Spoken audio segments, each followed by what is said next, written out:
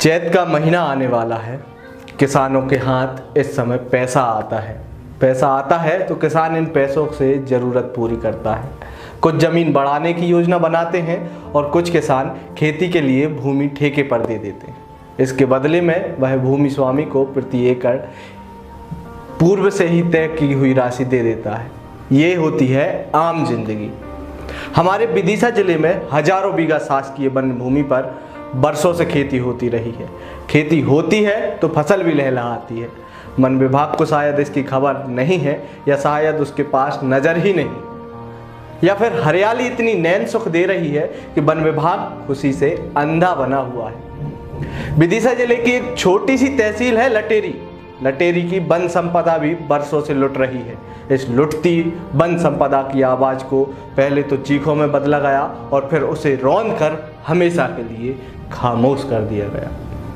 Tractor खेती में उपयोगी है। लटेरी के मुरबास के रिहायशी गली में दिन दहाड़े हत्या करने के लिए ये ट्रैक्टर ही दौड़ा था।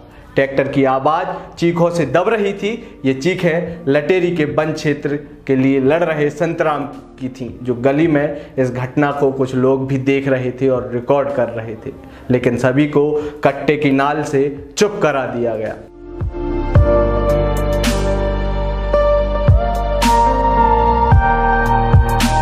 खाकी कुछ दूर ही थी, पर उसे चीखें सुनाई नहीं दी। सुनी सुनाई को तो कानून साक्ष्य भी नहीं मानता। सुनी पर ना जाए, पर स्मृति में इस तरह की किसी भी घटना पर कोई भी किस्सा सामने लाइए। हाँ बिल्कुल, इस मामले में हमने जो पुलिस के बारे में सुना है वो यही बयान कर रहा है कि रसूखदार के आगे खाकी मुलाजिम फसूखदार ही नजर आए। वर्दी वजनदार हो गई है, उधर संतराम का शरीर हल्का हुआ जा रहा है।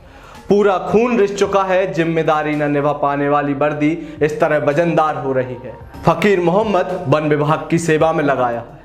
शायद इसीलिए ही क्या नाकेदार, क्या रेंजर सीधे जिला वन अधिकारी कक्ष तक पैठ बना बैठा है।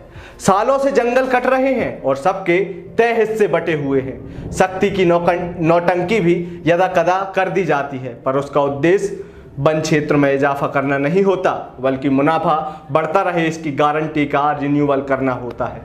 संतराम लटेरी के रेंजर से लेकर डीएफओ विदिशा एक शिकायती आवेदन दे चुका है।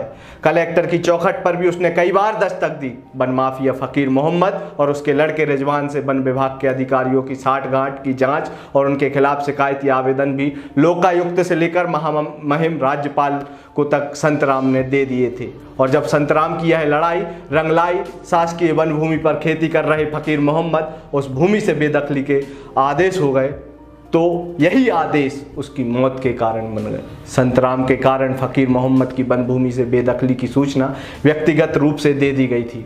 फकीर मोहम्मद को वन भूमि से खेती कर कमाई करने, संतराम के कारण ही फकीर मोहम्मद की वन भूमि से बेदखली की सूचना व्यक्तिगत रूप से उसे दे दी गई।